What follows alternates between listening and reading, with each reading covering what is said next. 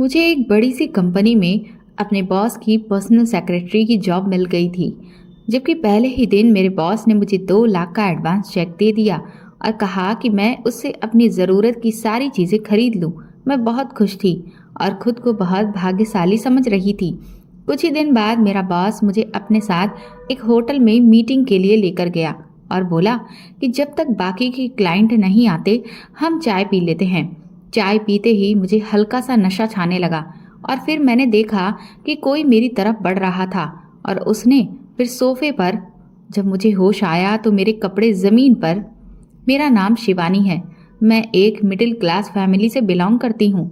मेरे पिताजी के मर जाने के बाद घर के हालात बहुत ज़्यादा खराब हो गए थे, इसलिए मैं नौकरी की तलाश में निकल पड़ी थी। आज मैं एक कंपनी में नौकरी के लिए आई थी। जब मैं इस ऑफिस में इंटरव्यू के लिए पहुंची तो मेरे होश उड़ गए थे। वेटिंग रूम में ढेर सारे लड़के और लड़कियों की भीड़ लगी हुई थी। पूरा वेटिंग रूम खचाखच भरा था। मेरी सहेली मुझे यहाँ लेकर आई थी, जिसने मुझे यहाँ जॉब के बारे में बताया था। उसका नाम सपना था। सपना मुझे छोड़कर ना जाने कहाँ चली गई थी। मैं यहाँ पर खड़ी हुई थी। इतनी ही देर में बिल्कुल मेरे करीब से एक हैंडसम सा लड़का ठीक मेरे सामने रखी हुई कुर्सी पर आकर बैठ गया। अचानक मेरी नज़र उस पर पड़ी तो वो मुझे एक टक नज़र देखे ही जा रहा था। मैं घबराई हुई नज़रों से सबकी तरफ देखने लग गई। बैठने के लिए कोई जगह अभी मुझे खाली नज़र नहीं आ रही थी, जहाँ मैं सुकून से बैठ सकूं, ताकि मेरी घबराहट थोड़ी कम हो जाए। खड़े खड़े तो मुझे और भी ज़्यादा घबराहट महसूस हो रही थी। मेरा तो मन कर रहा था कि मैं यहाँ से भाग जाऊं। तभी मेरी सहेली सपना ने मेरा हाथ पकड़ लिया और तेजी से कोने में रखी हुई एक खाली चेयर की तरफ मुझे ले गई। चेयर पर बैठकर मैंने जरा सुकून की सांस ली, क्योंकि एक तो चेयर कोने में रखी हुई थी और दूसरा मैं किसी की भी नज़रों में आने से भी बच गई थी। मुझे जरा बैठने के बाद कुछ सुकून मिला तो मेरी नज़र अपने कपड़ों पर गई, जो बहुत मामूली से कपड़े थे। और मैं जिस माहौल से निकलकर यहाँ आई थी उसके हिसाब से मैंने अपने दुपट्टे को फैलाकर ओढ़ा हुआ था, जबकि इस ऑफिस में आई हुई लड़कियां खाते पीते घरों की लग रही थीं। किसी भी लड़की के कपड़े मेरी तरह मामूली से नहीं थे और यही चीज़ मुझे बहुत परेशान कर रही थी। वेटिंग रूम में मुझे मिलाकर तकरीबन 16 लड़कियां और लगभग कुछ लड़के भी बैठे हुए थे। लड़कों को तो मैंने नहीं गिना था, लेकिन अपने साथ बैठी हुई लड़कियों को देखकर मुझे ये एहसास होने लगा कि यहाँ पर मेरी दाल गलने वाली नहीं है, क्योंकि यहाँ पर आने वाली हर दूसरी लड़की मुझे बहुत ही ज़्यादा मॉडर्न और काफ़ी तेज़ तर्रार लग रही थी। उनकी ड्रेस, उनके सैंडल, उनके पर्स, उनका मेकअप, सब कुछ देखकर जो आइडिया मैंने लगाया था, उससे मुझे अपने दुपट्टे से ढका हुआ शरीर बहुत बुरा सा लग रहा था। इस जॉब के लिए कम से कम मेरे जैसी संस्कारी और मामूली सी शकल वाली लड़की तो किसी भी हाल में फिट नहीं बैठेगी। यहाँ पर बैठी हुई किसी भी लड़की के गले में दुपट्टा तक नहीं था। सभी लड़कियां छोटी छोटी ड्रेस या फिर जीन्स टॉप में मौजूद थीं। सिर्फ एक मैं ही थी जिसने सलवार कमीज पहना हुआ था। मैं इन लोगों के सामने बहुत आम सी लग रही थी। इन लड़कियों ने इतने छोटे कपड़े पहने हुए थे कि इनका काफी हद तक शरीर उनमें से नजर आ रहा था। उन्हें देखकर लग ही नहीं रहा था कि वो कहीं से भी मजबूर लड़कियां हैं या फिर उन्हें जॉब की ज़रूरत है, बल्कि उन्हें देखकर तो ऐसा लग रहा था कि ये तो किसी फैशन शो पर जाना चाहती थी और भूलकर यहाँ पर आ गई हैं। मुझे इन मॉडर्न लड़कियों के बीच बैठकर बहुत शर्मिंदगी महसूस हो रही थी और साथ ही साथ अपने इस हुलिये की वजह से मुझे बहुत ज़्यादा घबराहट भी हो रही थी। मेरा कॉन्फिडेंस बिल्कुल ज़ीरो लेवल पर आ गया था और घबराहट की वजह से मुझे पसीना भी आने लगा था। हालांकि इस वेटिंग रूम में एसी लगा हुआ था, जिसकी ठंडक से मुझ जैसी एक मिडिल क्लास फैमिली में रहने वाली लड़की जो पसीने में भीग चुकी हो, उसके लिए ठंडा कमरा किसी अच्छी जगह से कम नहीं था। लेकिन मैं बहुत दिमागी दबावों का शिकार हो चुकी थी। हालांकि इस ऑफिस में आने के लिए मैं पूरे 1 घंटा पैदल चलकर ऑफिस में पहुंची थी, लेकिन अब मैं खुद को कंफर्टेबल महसूस नहीं कर पा रही थी। बार बार इतने ठंडे माहौल में भी मुझे लगातार पसीना आ रहा था, सिर्फ ये सोच सोच कर कि यहाँ पर तो कंपटीशन सिर्फ काबिलियत का ही नहीं, बल्कि बहुत अच्छी ड्रेसिंग, महंगे तरीके से किए गए मेकअप और स्टाइल से इंग्लिश बोलने में भी है, जबकि मैं इन सब के मुकाबले में बहुत कमज़ोर थी, इसलिए डर भी रही थी, क्योंकि ना तो मेरी इंग्लिश इतनी स्ट्रांग थी और ना ही और लड़कियों की तरह मेरी ड्रेसिंग बहुत अच्छी थी। फिर भला ये नौकरी मुझे कैसे मिल सकती थी? मैंने सपना से कहा कि मुझे नहीं लगता कि मैं यहाँ पर जॉब कर सकूंगी। वो तो मेरी तरफ देखकर हैरानी से कहने लगी, क्यों, क्या हो गया है? यहाँ पर तो तुम नौकरी क्यों नहीं कर पाओगी? तो मैंने उसकी बात पर परेशानी से उसकी तरफ देखकर कहा, तुम ऐसे कह रही हो कि जैसे मेरे लिए ये नौकरी तैयार ही रखी थी, बल्कि मुझे मिल भी जाएगी। सपना मेरी तरफ देखकर हैरानी से कहने लगी, हाँ तो इसमें क्या मुश्किल है? मैंने उसे इशारे से लड़कियों की तरफ देखने के लिए कहा। उसका ध्यान लड़कियों की तरफ करवाया कि देखो, तुम्हें लगता है कि मैं इन लड़कियों के मुकाबले में आ सकती हूँ? तो वो एकदम से मुस्कुराकर कहने लगी, क्यों, ये लड़कियां क्या कहीं की मिस वर्ल्ड हैं जो तुम इनका मुकाबला करते हुए घबरा रही हो? मैंने धीरे से कहा कि ये कितनी मॉडर्न है और आजकल तो यही सब कुछ देखा जाता है। लड़की जितनी बोल्ड होती है उसे उतनी ही जल्दी जॉब मिल जाती है। काबिलियत तो लोग यहाँ पर देखते ही नहीं हैं। सपना ने कहा कि तुम परेशान मत हो, तुम्हारी ड्रेसिंग भी अच्छी है, बस सिर्फ कॉन्फिडेंस की ज़रूरत है। जब तुम्हारा इंटरव्यू हो तो फुल कॉन्फिडेंस के साथ बात करना। तो मैंने सपना के सामने अपना सिर हिला दिया था, लेकिन सच तो ये है कि मैं बुरी तरह से अपना कॉन्फिडेंस खत्म कर चुकी थी और अगर सपना नहीं होती तो शायद मैं यहाँ से अब तक कब की जा चुकी होती।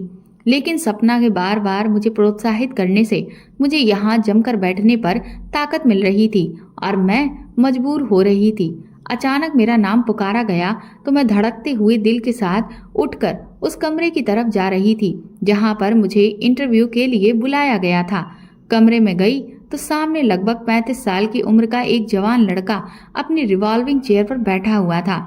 मैंने अंदर आने की परमिशन मांगी तो उसने अपने लैपटॉप से निगाह उठाकर मेरी तरफ देखा और फिर जैसे ही उसकी नज़र मुझ पर पड़ी तो उसकी नज़र जमकर रह गई थी, जिस वजह से मैं घबराकर और बेवजह ही अपने दुपट्टे को ठीक करने लगी।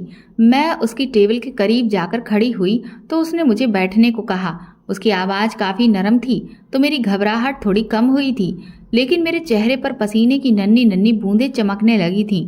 मुझे लग रहा था कि मुझसे ढेर सारे प्रश्न किए जाएंगे, इसलिए मैं ज़्यादा तनाव का शिकार थी। लेकिन इसकी बजाय वो तो मुझसे मौसम पर बात करने लगे। कहने लगे कि आज तो बहुत गर्मी है, आप कुछ लेंगी? तो मैंने हकलाते हुए फौरन इनकार कर दिया, लेकिन उन्होंने फिर भी फ़ोन उठाकर कोल्ड ड्रिंक मंगवा ली थी। मैं भी थोड़ा रिलैक्स हो गई थी। मैंने अपनी डिग्री वाली फाइल उनके सामने रखी तो उन्होंने फाइल को उठाया और एक तरफ रख दिया और मुझे खूब इंटरेस्ट के साथ देखने लगे। फिर मुझसे पूछा कि आप कहाँ से आती हो? जब मैंने अपनी लोकेशन बताई तो उन्होंने कहा, ओह, ये तो काफ़ी दूर पड़ता है हमारे ऑफिस से, तो फिर आप रोज़ कैसे आना जाना करोगी? तो मैंने कहा कि सर, अगर मेरी यहाँ पर जॉब लग गई तो फिर मैं कोशिश करूँगी कि मैं टाइम पर आऊँ। उन्होंने कहा, वो तो ठीक है, आप टाइम पर ही आओगी, लेकिन क्या आपकी अपनी कोई गाड़ी है? तो मैंने बौखलाते हुए कहा कि नहीं नहीं सर, मैं गाड़ी कहाँ से अफोर्ड कर सकती हूँ। तो मेरी बात सुनकर उनके चेहरे पर एक अजीब सी मुस्कुराहट फैल गई थी। इतने में उनका चपरासी अंदर आया और उसने कोल्ड ड्रिंक का एक गिलास मेरे सामने रख दिया। तो मुझे उन्होंने हाथ के इशारे से कोल्ड ड्रिंक लेने के लिए कहा। मैंने झिझकते हुए कोल्ड ड्रिंक का गिलास उठा लिया और धीरे धीरे कोल्ड ड्रिंक पीने लगी, लेकिन वो मुझे बड़े ही इंटरेस्ट के साथ देखने लगे। तो मैंने अपनी पलकें झुका ली। मैंने 2-4 कोल्ड ड्रिंक के घूंट लेकर गिलास को अपनी जगह पर रख दिया तो वो मुझसे मेरी एजुकेशन के बारे में पूछने लगे। मैंने फाइल की तरफ इशारा करते हुए कहा कि सर, इस फाइल में मेरी सारी डिग्री और रिकॉर्ड्स मौजूद हैं। तो उन्होंने एकदम से अपने होठों पर गहरी मुस्कुराहट को सजा लिया और कहने लगे, लेकिन मैं तो आपके मुंह से सुनना चाहता हूँ, क्योंकि आप बोलते हुए बहुत अच्छी लगती हो। पहली बार इस तरह से किसी मर्द से अपनी तारीफ सुनकर मैं शर्मा सी गई थी। तो मैंने अपनी पलकें झुका ली और फिर धीरे धीरे मैं उनको अपनी एजुकेशन के बारे में डिटेल से बताने लगी। उन्होंने मुझे एकदम से पूछा कि आप किन किन चीज़ों में इंटरेस्ट रखती हैं। मैं उनके इस सवाल पर बड़ी हैरान हुई थी कि वो मुझसे मेरी एजुकेशन या ज़रूरी इन्फॉर्मेशन लेने के बजाय सिर्फ मेरे बारे में जानना चाहते हैं। उनके सवाल बड़े ही अजीबोगरीब थे। वो कहने लगे, आप रात को क्या करती हो? सुबह कब उठती हो? रात को अगर देर तक जागती हो तो क्या करती हो? मैं हैरान और परेशान होकर उनके सवालों के जवाब देती चली गई। थोड़ी देर के बाद उन्होंने मुझसे कहा, आपका कोई फ़ोन नंबर है तो आप यहाँ पर लिखवा दो। उन्होंने एक चिट मेरे सामने रखी थी तो मैंने फटाफट उस पर अपना नंबर लिख दिया। वो कहने लगे, ठीक है शिवानी जी, हम आपको फ़ोन करके इन्फॉर्मेशन दे देंगे। आपको इस जॉब के बारे में सब कुछ बता दिया जाएगा, आप तैयार रहना। मैं जाने के लिए उठकर खड़ी हो गई, लेकिन दरवाजे तक जाते हुए मुझे ऐसा महसूस हो रहा था जैसे दो आंखें मेरी कमर पर चिपक गई हैं। मैं फौरन उस कमरे से बाहर निकली तो सपना काउंटर पर खड़ी वहां के ऑफिस बॉय से बात कर रही थी। ये वही लड़का था जो मुझे काफी देर तक टकटकी बांधे देखता रहा था। अचानक उसने सपना की तरफ देखकर कुछ इशारा किया तो सपना एकदम से खामोश हो गई और मेरी तरफ बढ़ी। उन दोनों का मुझे देखकर एकदम से चुप हो जाना मुझे हैरान कर गया था। तो वो एकदम से कहने लगी, शिवानी, हो गया तुम्हारा इंटरव्यू? मैंने सिर हिलाकर उसे बताया कि हाँ हो गया, अब चलो चलते हैं। तो वो कहने लगी कि चलो ठीक है, फिर घर चलते हैं। ये कहकर उसने उस हैंडसम से लड़के की तरफ देखकर उसे बाय कहा और फिर मेरे साथ लिफ्ट में सवार हो गई थी। वो मुझसे कहने लगी कि भगवान करे तुम्हारा यहाँ पर काम हो जाए। लिफ्ट के अंदर दाखिल होते हुए सपना ने मुझसे कहा तो मैं खामोश रही थी। फिर मैंने धीरे से सपना से पूछा कि क्या तुम पहले भी इस ऑफिस में आती जाती रही हो? तो वो एकदम से चौंक गई और तेजी से कहने लगी, हाँ मैं एक दो बार यहाँ पर आई थी, मैंने भी यहाँ पर इंटरव्यू दिया था लेकिन सिलेक्ट नहीं हुई। मैंने कहा, वो काउंटर पर खड़ा हुआ लड़का कौन था? तो सपना ने कहा, अरे वो तो विकास था, यहाँ पर विक्रम सिंह के लिए काम करता है। मैंने कहा, विक्रम सिंह कौन है? तो वो कहने लगी, अरे वही जिन्होंने तुम्हारा इंटरव्यू लिया था। जब मैं एक दो बार इस ऑफिस में आई थी तो उससे मेरी मुलाकात हुई थी। मेरी उसके साथ सिर्फ हाय हेलो हो गई। उसने ही मुझे यहाँ की वैकेंसी के बारे में बताया तो मैंने सोचा कि तुम्हें भी आगाह कर देती हूँ, क्योंकि तुम्हें इस जॉब की बहुत ज़रूरत थी। मुझे उम्मीद है कि तुम्हारा यहाँ पर काम हो जाएगा। सपना की बात सुनकर मेरे दिल में भी एक उम्मीद सी जाग उठी थी। हम लोग जब बस स्टॉप पर उतरे तो सपना अपने घर की तरफ रवाना हो गई और मैं भी धीरे धीरे कदम बढ़ाते हुए अपने घर की तरफ चली जा रही थी कि अचानक गली के नुक्कड़ पर पहुंचते ही मुझे अमित ने रोक लिया और कहने लगा, ये सपना तुम्हारे साथ क्या कर रही थी? उसके इस सवाल पर मुझे गुस्सा आ गया और मुंह बनाते हुए मैं कहने लगी कि तुम्हें क्या प्रॉब्लम है, मैं किसी के साथ भी रहूं? तो वो मेरी तरफ देखते हुए कहने लगा, तुम होश में तो हो? ये तुम कैसी बातें कर रही हो? तुम्हें नहीं पता कि मेरी क्या प्रॉब्लम है? मैंने कहा, हाँ मुझे नहीं पता कि तुम्हारी क्या प्रॉब्लम है, मैं जिसके साथ भी रहूं। तुम होते कौन हो? तो वो मेरी बात सुनकर अपनी आंखें तरेड़ते हुए कहने लगा, मेरे ख्याल में जब से तुम्हें बाहर की हवा लगी है तुम्हारी याददाश्त काफी कम हो गई है। क्या तुम्हें याद दिलाने की जरूरत है कि मैं तुम्हारा मंगेतर हूँ? और मंगेतर बने हुए भी मुझे कुछ दिन नहीं बल्कि पूरे 4 साल हो गए हैं और इस नाते से मैं तुमसे सवाल पूछने का हक रखता हूँ। मैंने उससे चिढ़ते हुए कहा, पहले तुम खुद को इस काबिल तो कर लो तब मुझसे सवाल करना। तो वो कहने लगा, काबिल भी हो जाऊंगा, क्यों फिक्र कर रही हो? मैंने अपने फ्रेंड से बात की है, जल्दी ही मेरा वीजा हो जाएगा तो मैं बाहर चला जाऊंगा। लेकिन इस टाइम तो तुम ये बात याद रखो कि मैं अब दोबारा कभी तुम्हें सपना के साथ ना देख लूं। वो इतनी अच्छी लड़की नहीं है। मैंने उससे कहा, वो तुम्हारी नज़र में कैसे अच्छी हो सकती है? वो काम जो करती है अपना खुद का कमाती है। ऐसी लड़कियां तुम्हें वैसे भी कहाँ अच्छी लगती हैं। मेरी बात सुनकर अमित गुस्से भरे शब्दों में कहने लगा, जिस बात के बारे में तुम्हें पता नहीं है उस बात पर बेवजह उसकी साइड लेने की कोई तुक नहीं बनती। तुम उसके बारे में कुछ भी नहीं जानती। हम लड़के हैं, सारा दिन घर से बाहर होते हैं, हमें अपने मोहल्ले की हर लड़की के बारे में बहुत अच्छी तरीके से पता होता है। तुम बहुत सिंपल और मासूम हो। मैं नहीं चाहता कि तुम भी उसकी तरह बन जाओ।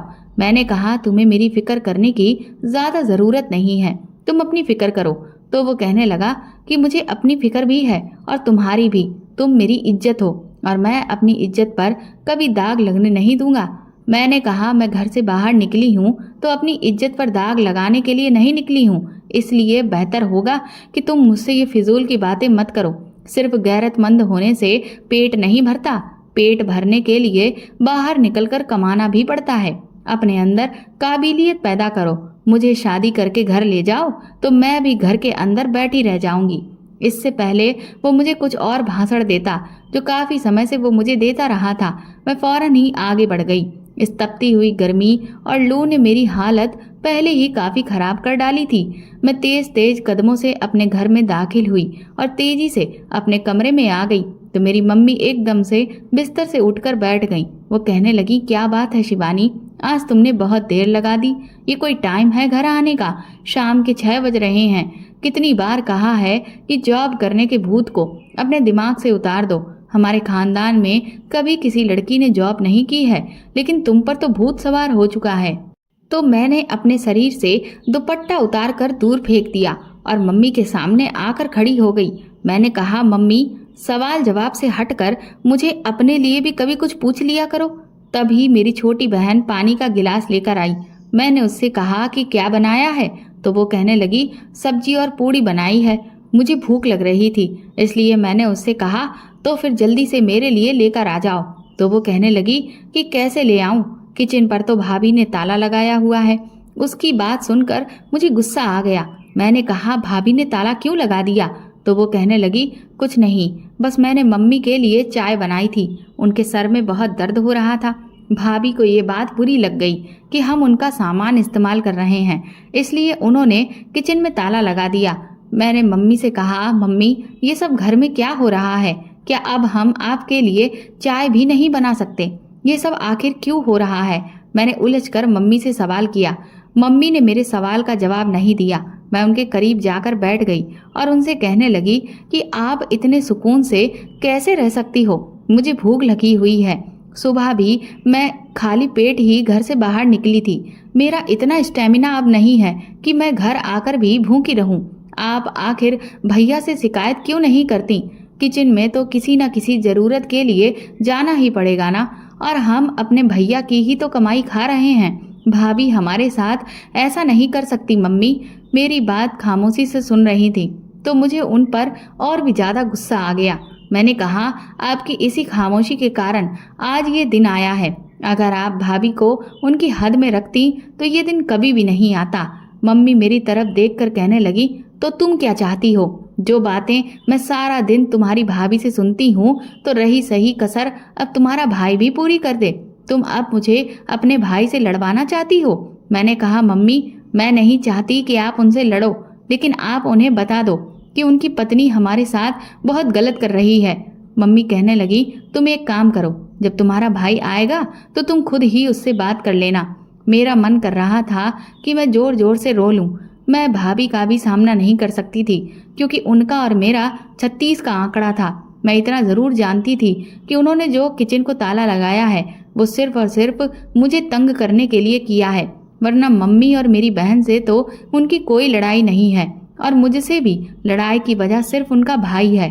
वो बस यही चाहती हैं कि जल्द से जल्द मेरी शादी उनके निकम्मे भाई से हो जाए, जो कोई काम नहीं करता, जिसकी जेब में कभी 1 रुपया नहीं मिल सकता और ना ही उसके ऊपर कोई जिम्मेदारी है।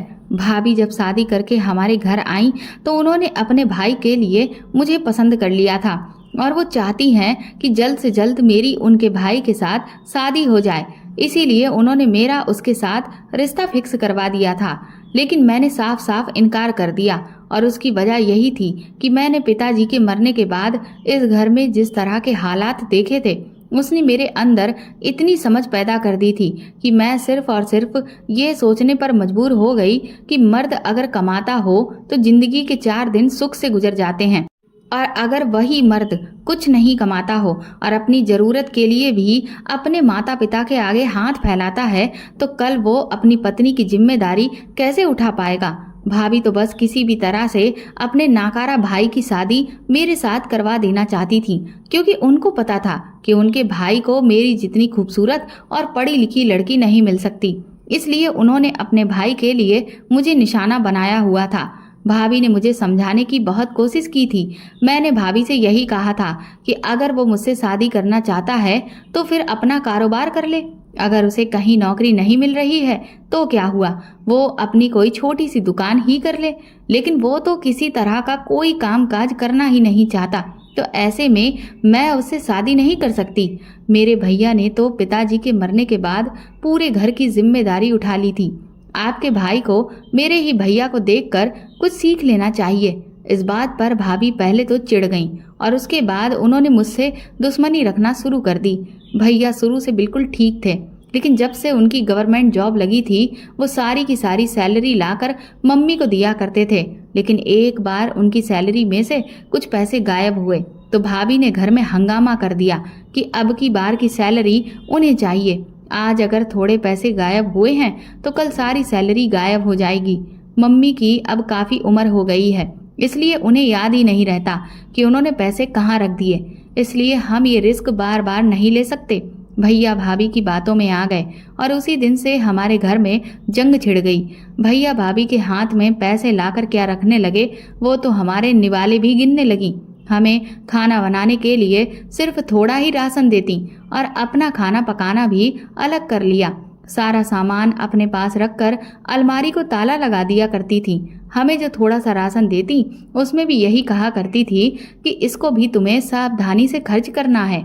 मम्मी की हमेशा से आदत थी कि वो दिन में 2-3 बार चाय पिया करती थी, लेकिन भाभी ने चाय की पत्ती अलमारी में रखकर उसको ताला लगा दिया।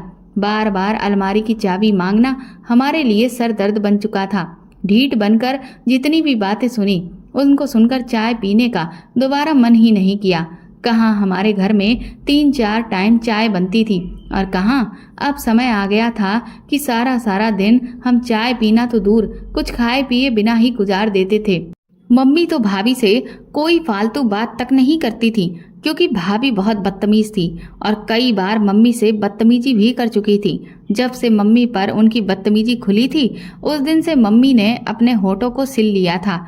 लेकिन हम मम्मी से भाभी के गिले शिकवे करते रहते थे, लेकिन वो खाली खाली नज़रों से हमें बस देखती रहती थी और अपने मुंह से उफ तक नहीं करती थी। पता नहीं मेरी मम्मी के अंदर इतना सब्र क्यों पैदा हो गया था। शायद वो ये बात अच्छे से समझ चुकी थी कि अब उनका दौर खत्म हो चुका है।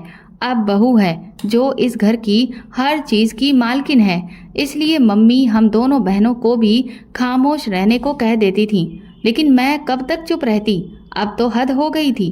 पहले किचन की अलमारी को ताला लगाया जाता था, अब तो पूरा किचन ही बंद कर दिया गया। मैं रोने लगी थी और फिर मैंने मम्मी से कहा कि आप मुझे कहती हो कि मैं जॉब ना करूं, ये सब देखने के बाद भी आप मुझे जॉब करने से मना कर रही हो। अगर मैं जॉब ना करूं तो क्या करूं? हम लोगों का गुजारा कैसे होगा? इसलिए आइंदा से आप जॉब के बारे में मुझे कोई रोक टोक नहीं करोगी। अगर आप मुझे हौसला नहीं दे सकती तो आपको कोई हक नहीं बनता कि आप हमारा हौसला तोड़ दें। मेरी बहन मेरे कंधे पर हाथ रखते हुए कहने लगी, तुम जॉब करो दीदी, मम्मी तो बस ऐसे ही बोलती रहती हैं। भाभी ने कितने मज़े से खाना खा लिया, लेकिन झूठे मुंह हमसे उन्होंने एक बार पूछा तक नहीं।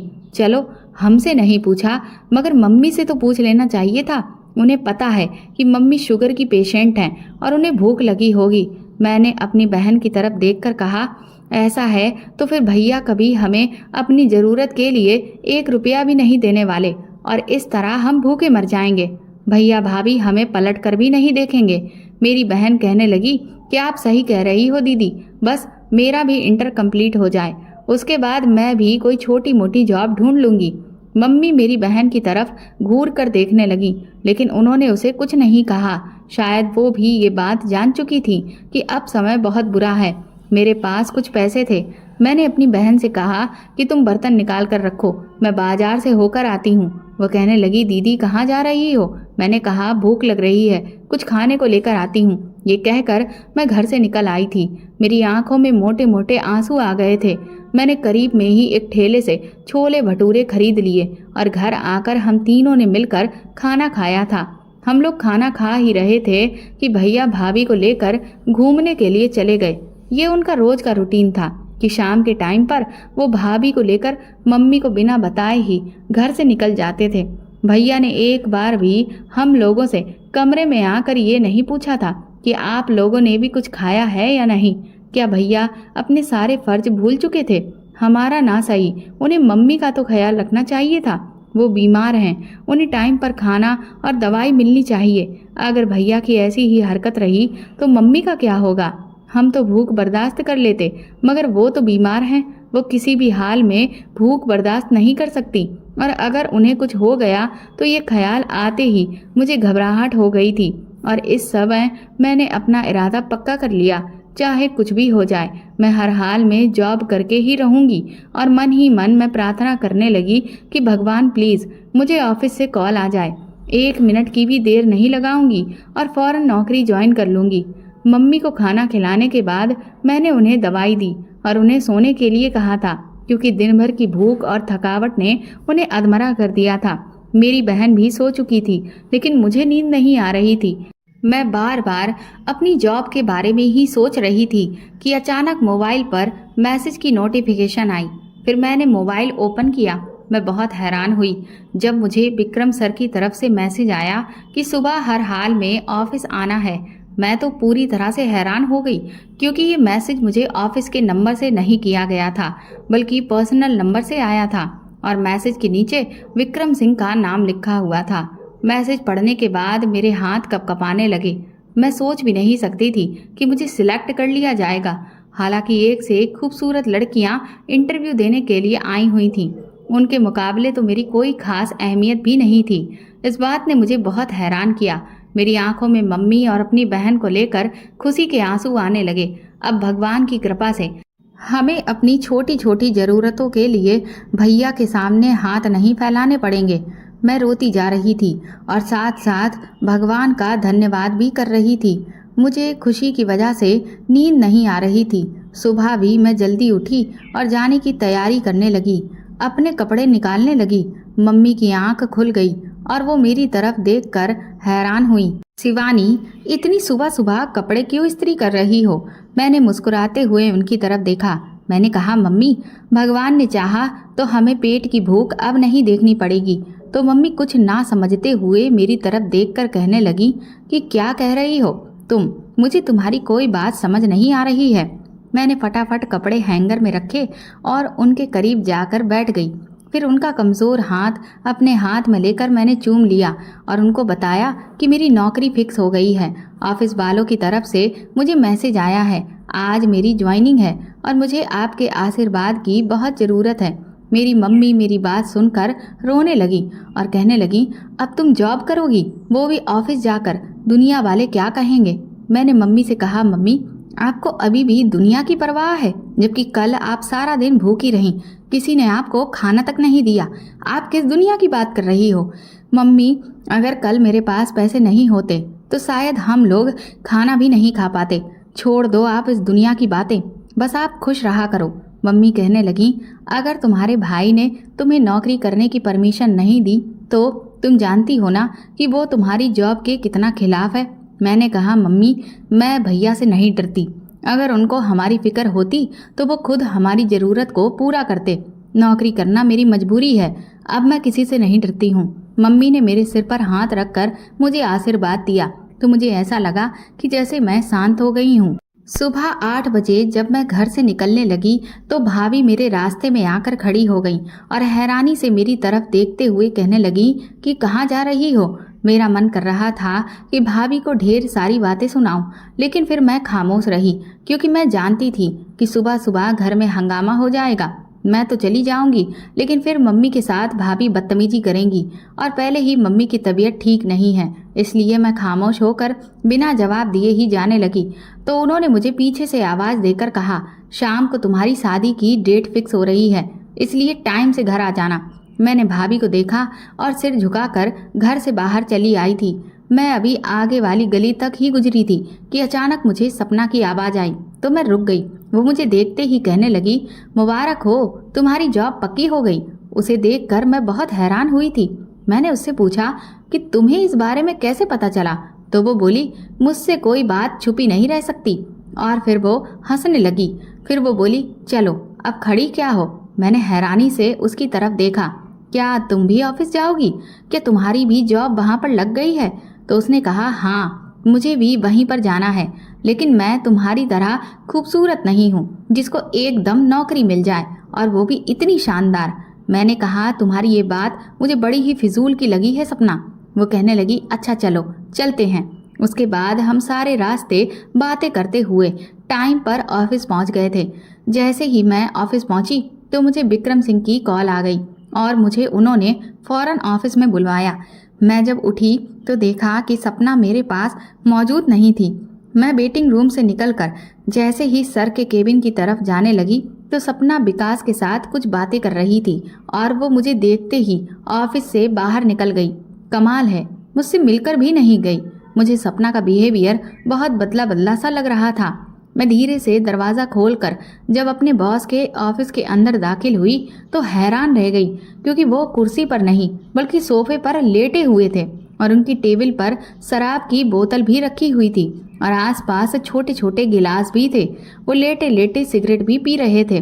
कमरे में अजीब सी स्मेल आ रही थी, जिस वजह से वहां पर खड़ा होना भी बहुत मुश्किल हो रहा था। मुझे बहुत घबराहट हो रही थी और मैं कमरे में चारों तरफ देख रही थी। तभी सर की भारी आवाज़ मुझे सुनाई दी, जो मुझे बैठने के लिए कह रहे थे। मैं जैसे ही कुर्सी पर बैठी तो उन्होंने मुझे अपने सोफे पर बैठने के लिए कहा। मैं उनकी डिमांड सुनकर हैरान रह गई थी। उन्होंने जब देखा कि मैं कन्फ्यूजन का शिकार हो रही हूँ तो वो उठकर बैठ गए और फिर बड़ी गहरी नज़रों से मुझे देखते हुए कहने लगे, आपको ऑफिस का पहला दिन बहुत बहुत मुबारक हो। आप जैसी खूबसूरत लड़की को मुझे अपनी सेक्रेटरी बनाने पर गर्व है। उनकी ऐसी बातें मेरे सर के ऊपर से गुजरने लगी तो मैंने धीरे से कहा कि सर, मेरा क्या काम होगा, आप मुझे गाइड कर दीजिए। तो उसने धीरे से कहा कि आप मेरी पर्सनल सेक्रेटरी हो, आपके सारे काम मुझसे शुरू और मुझ पर ही खत्म होंगे। मैंने नज़र उठाकर उनकी तरफ देखा तो एक पल के लिए मैं हैरान रह गई थी। उनके चेहरे और आंखों में अजीब सी मुस्कुराहट फैली हुई थी। वो मेरी तरफ देखकर कहने लगे कि अजीब लड़की है सपना, सच में इस बार हीरा चुनकर लाई है। मैं अपने बॉस की बात पर एकदम से चौंक गई थी। फिर उन्होंने अपनी जेब से एक चेक निकालकर मेरे सामने रख दिया था और कहा कि ये उठा लो, 2 लाख का चेक है। मैंने हैरानी से उनकी तरफ देखा कि सर, ये तो बहुत ज़्यादा है और मैंने तो अभी कोई काम भी शुरू नहीं किया। ये चेक आप मुझे किस लिए दे रहे हो? उन्होंने कहा कि ये तुम्हारी एडवांस सैलरी है, क्योंकि तुम मेरी सेक्रेटरी हो, इसलिए सेक्रेटरी को अच्छे कपड़ों में आना चाहिए। इन पैसों से तुम अपने लिए शॉपिंग कर लेना। मैंने कहा, लेकिन सर, ये तो बहुत ज़्यादा है। तो वो कहने लगे, तभी तो तुम्हें दिया है, तुम इन पैसों से कीमती कीमती सामान खरीदना। मेरी सेक्रेटरी होना आपके लिए कोई आम बात नहीं है, इसलिए आपको ये पैसे रखने पड़ेंगे और इससे आप शॉपिंग करके और अच्छे गेटअप में कल ऑफिस ज्वाइन करना, मुझे खुशी मिलेगी। मैंने जैसे ही चेक उठाने के लिए अपना हाथ बढ़ाया तो उन्होंने मेरा हाथ पकड़ लिया। मैंने जल्दी से अपना हाथ बचा लिया। मैं उनकी इस हरकत से शर्मिंदा हो रही थी, लेकिन मैं भी क्या कर सकती थी? आखिर वो मेरे बॉस थे और ऊपर से मेरी जॉब का पहला दिन था, इसलिए मैं इस दिन को बिगाड़ना नहीं चाहती थी। आज तो मैंने कोई काम नहीं किया था। अगले दिन मैं सुबह ही अपनी बहन को लेकर शॉपिंग के लिए निकल गई थी और ढेर सारी शॉपिंग करके घर वापस आई तो भैया गुस्से से लाल पीले होकर मेरी तरफ देख रहे थे और उन्होंने मुझसे कहा कि आज रात को तुम्हारी शादी है और खबरदार, जो मैं तुम्हारे मुंह से कोई बात सुन लूं। मैं बिफर गई और भैया के सामने आकर खड़ी हो गई। मैंने उन्हें कड़क शब्दों में कहा कि मैं जबरदस्ती की शादी को नहीं मानती। मेरे इतना कहने पर भैया ने मुझसे कहा कि अभी और इसी समय तुम यहाँ से निकल जाओ, तुम्हारी अब इस घर में कोई भी जगह नहीं है। मैं अपना सारा सामान जो मार्केट से खरीद कर लाई थी वो सब हाथ में लिए घर से पलटने लगी। तभी मेरी मम्मी ने मुझे रोक लिया। भैया ने गुस्से से मम्मी की तरफ देखकर कहा कि इसे मत रोकना मम्मी, वरना आप भी इसके साथ चली जाना। भैया की बात सुनकर मम्मी रोने लगी, लेकिन मैं भैया की बात सुनकर नहीं रुकी तो मेरे पीछे पीछे मम्मी और मेरी बहन भी निकल आई थी। मैंने मम्मी को बहुत समझाया कि आप वापस चली जाओ, मेरा जो होगा सो होगा, लेकिन मम्मी नहीं मानी। इस मुश्किल समय में मुझे सिर्फ एक ही रास्ता नजर आ रहा था। मैं अपनी बहन और मम्मी को लेकर सपना के घर चली गई। सपना के घर पर उसकी बूढ़ी माँ और वो दोनों अकेले ही रहती थीं। उसका कोई भाई भी नहीं था। उसके पिता पहले ही मर चुके थे। सारे घर की जिम्मेदारी सपना ने अपने कंधों पर उठा रखी थी। उसने हमें बहुत अच्छे तरीके से अपने घर में रखा और एक कमरा हमें रहने के लिए दे दिया। मैंने यही सोच रखा था कि मैं बहुत जल्द अपने घर का इंतजाम कर लूँगी और ज़्यादा दिनों तक सपना पर बोझ नहीं बनूंगी। और दूसरी तरफ विक्रम सिंह के ऑफिस में मुझ पर उनकी मेहरबानियाँ बढ़ते हुए देखती तो मैं दिल ही दिल में डरने लगी थी। एक दिन मैं ऑफिस में दाखिल हुई थी कि सामने से आते हुए विकास ने मुझे रोक लिया और धीरे से कहा कि अच्छा होगा कि तुम ये जॉब छोड़कर चली जाओ। तुम एक अच्छी और शरीफ घर की लड़की लगती हो, ये तुम्हारी जगह नहीं है। जाने क्यों मुझे उसकी बात पर बहुत चिढ़ हो आई, लेकिन मैंने उसकी बात को वैल्यू नहीं दी और आगे बढ़ गई। अब तो वो हर रोज ऐसा ही करने लगा था। मैं जब भी ऑफिस आती तो वो आगे बढ़कर मुझे यही बात करता, लेकिन मैं हमेशा उसकी बात पर मुस्कुराकर उसे इग्नोर कर जाती थी। एक दिन मुझे बॉस ने कहा कि मीटिंग के लिए हमें एक होटल में जाना है। उस दिन मेरी तबीयत कुछ ठीक नहीं थी। मैं जल्दी घर वापस जाना चाहती थी, लेकिन मैं बॉस को इनकार नहीं कर सकी और उनके साथ चल पड़ी। होटल पहुंचकर बॉस मुझे कमरे में ले गया और मुझसे कहने लगा कि अभी थोड़ी देर तक बाकी सारे मेंबर्स भी पहुंचने वाले हैं, तुम चाय पी लो। चाय पीते ही अचानक मेरा सर घूमने लगा और मैं वहीं सोफे पर ही बैठे बैठे बेहोश हो गई। जब मुझे होश आया तो मैं तड़प तड़प कर रोने लगी, क्योंकि मैं बॉस के हाथों पूरी तरह से बर्बाद हो चुकी थी। मैंने चीख चीख कर कमरा सर पर उठा लिया तो बॉस ने एक जोरदार थप्पड़ मेरे मुंह पर मारा और कहने लगा कि एक तो खुद मुझे अपनी तरफ खींचती हो और ऊपर से मुझ पर ही इल्जाम लगा रही हो। खबरदार जो मुझे दोबारा ऑफिस में नजर आई तो मेरी इज्जत खराब करके वो खुद तो साफ सुथरा होकर उस कमरे से चला गया था, जबकि मैं फूट फूट कर रोने लगी थी। इतने में विकास अंदर दाखिल हुआ तो मैं खुद को समेटते हुए उठ खड़ी हुई थी। विकास ने मेरी तरफ अफसोस से देखा और जमीन से मेरा दुपट्टा उठाकर मुझे उड़ा दिया और मुझे बहुत ही खामोशी से लेकर उस कमरे से बाहर निकल गया। रास्ते में मैंने रोते हुए उससे कहा कि मुझे किसी तरह सपना के घर छोड़ दो, इस मुश्किल समय में वही मेरा साथ देगी। तो वो फीकी सी मुस्कुराहट से मुझे देखकर कहने लगा, जिसने तुम्हें इस दलदल में फंसाया है तुम फिर उसी के पास जाना चाहती हो। मैं उसकी बात सुनकर हैरान रह गई थी। विकास ने मुझे बताया कि सपना विक्रम सिंह के लिए काम करती है और उसके लिए नई नई लड़कियां उसका दिल बहलाने के लिए आए दिन लेकर आती है। तुमसे पहले भी वो कई सारी लड़कियों की इज्जत बर्बाद करवा चुकी है, इसलिए मैं तुम्हें समझाता था, लेकिन तुमने मेरी एक भी नहीं सुनी। उसकी बातें सुनकर मेरे पैरों तले से जमीन निकल गई थी। मैं तो सपना को अपनी दोस्त और हमदर्द समझती थी, लेकिन वो तो मेरी सबसे बड़ी दुश्मन निकली। अब मुझे अपने से ज़्यादा अपनी बहन की फिक्र थी कि कहीं वो उसको कोई नुकसान ना पहुंचा दे। मैंने विकास से कहा कि ये मामला इतना सीधा नहीं है, मुझे फौरन पुलिस स्टेशन लेकर चलो। मैं विक्रम सिंह के खिलाफ रिपोर्ट दर्ज करवाना चाहती हूँ, लेकिन पुलिस स्टेशन में हमें कल आने के लिए कहा गया। विकास मुझे लेकर सपना के घर गया तो उसके घर पर ताला लगा हुआ था। ये देखकर मैं परेशान हो गई कि ना जाने मेरी मम्मी और बहन कहाँ गई होंगी। मैंने चुपके से मोहल्ले के एक बच्चे को भैया के घर भेजा ताकि वहाँ जाकर वो देख सके कि कहीं मेरी मम्मी और मेरी बहन भैया के घर पर तो नहीं है। लेकिन बच्चे ने आकर मुझे बताया कि वो वहाँ पर नहीं है, तो मेरा दिल अब बुरी तरह से घबराने लगा। भगवान, मेरी मम्मी और बहन कहाँ चली गईं? मेरे सिर पर तो अब छत भी नहीं रही, मैं कहाँ जाऊंगी? तो विकास ने कहा कि अगर मुझ पर भरोसा करती हो तो मेरे घर चलो। इसके अलावा मेरे पास कोई चारा भी नहीं था। फिलहाल मैं उसके घर चली गई थी, लेकिन मेरे दिल में विक्रम सिंह से बदला लेने का ख्याल आ रहा था। एक दिन मुझे विकास ने कहा, विक्रम सिंह की बूढ़ी माँ के लिए एक नौकरानी की सख्त जरूरत है। तो मैं फौरन ही तैयार हो गई थी और मुंह छुपाकर विक्रम सिंह के घर दाखिल हुई। लेकिन मेरे होश उड़ गए थे जब मैंने उस घर में अपनी मम्मी और बहन को फटे हुए कपड़ों में देखा। उनको रस्सी से बांधा गया था। मेरी आंखों में ये देखकर आंसू आ गए। मैं उनके करीब जाने ही वाली थी कि तभी एकदम विक्रम सिंह मेरे सामने आकर खड़ा हो गया और मुझसे कहा कि तुम अपनी माँ और बहन को यहाँ से सही सलामत ले जा सकती हो, लेकिन इसके लिए एक शर्त यह है कि मेरे खिलाफ पुलिस स्टेशन में कोई भी रिपोर्ट दर्ज नहीं करवाओगी। मुझसे पहले ही एकदम विकास ने कहा कि बेफिक्र रहिए सर, ये पुलिस स्टेशन नहीं जाएगी, आप बस इसकी माँ और बहन को छोड़ दो। मैं तो हक्का बक्का रहकर विकास की तरफ देखने लगी। विकास के यकीन दिलाने पर विक्रम सिंह ने मेरी मम्मी और बहन को छोड़ दिया और मैं उन दोनों को लेकर विकास के घर पहुंची।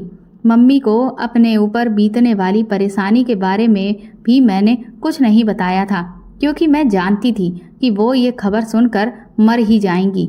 और इस मौके पर विकास ने मेरा पूरा साथ दिया था। उसने मुझे समझाया कि विक्रम एक बहुत बड़ा और अमीर आदमी है, इसलिए तुम उसका कुछ नहीं बिगाड़ सकती।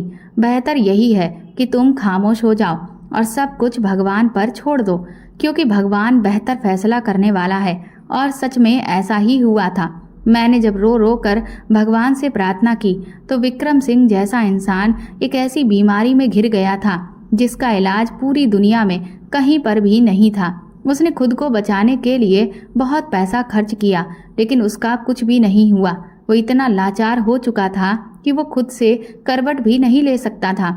और सपना इस समय मेंटल हॉस्पिटल में है, क्योंकि उसके प्रेमी ने शादी का झांसा देकर उसका सारा बैंक बैलेंस अपने नाम करवा लिया था और वो तब से ही पागल हो गई। ये दोनों ही बुरे चरित्र के लोग मेरी आंखों के सामने अपने किए की सजा भुगत रहे हैं, तो मेरा दिल भी बेफिक्र हो गया है। कुछ दिन बाद विकास ने मुझे शादी के लिए प्रपोज कर दिया। मैंने सिंपल तरीके से विकास के साथ शादी कर ली। मेरी बहन और मम्मी भी मेरे साथ ही रहती हैं। विकास ने एक अच्छे पति होने के साथ साथ मेरी मम्मी का बेटा बनकर भी दिखाया, जिस पर मैं हर समय भगवान का धन्यवाद करती हूँ, जिसने विकास के रूप में मुझे इतना अच्छा पति दिया। तो दोस्तों, अगर आपको ये कहानी पसंद आई तो कमेंट करके हमें ज़रूर बताएं और प्लीज़ इस कहानी को ज़्यादा से ज़्यादा शेयर और लाइक करके मेरे चैनल को सपोर्ट करें। साथ ही आप बेल आइकन ज़रूर दबा दें ताकि आगे भी आपको नोटिफिकेशंस मिलती रहें। Thank you.